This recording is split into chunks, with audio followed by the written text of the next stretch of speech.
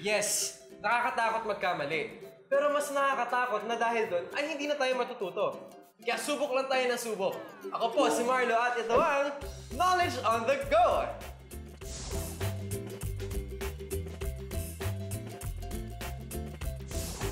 At ang ating on-the-go player for today, ang tangkad. Anong name mo? Raven po. Raven. Ilang taon ka na? 12. 12 years old! Ano ba? Mahilig ka ba sa sports? Sports po. Anong sport mo? Pangarap ko pong maging volleyball. Wow, volleyball player. Okay, pero sa subject naman, anong favorite mo? English. English. English ang favorite subject mo. Okay. So sana, English ang makuha natin. Go! Star! Oh.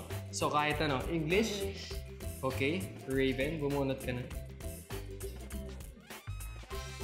Okay. Raven! Go na go ka na bang mag-knowledge on the go? Go na. Go na! What figure of speech is this sentence? I have a ton of things to do when I get home. Letter A, hyperbole. B, irony.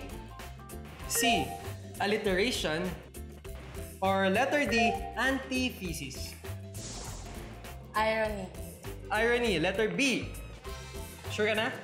Opo. Okay, Raven, ang tamang sagot ay, huwag ka kabahan. Ang tamang sagot ay letter A, hyperbole. Alam mo ba, Raven? Hyperbole is the use of exaggerated terms for emphasis or heightened effect. So para in-exaggerate mo part, I have a ton of things to do. Okay? Opo.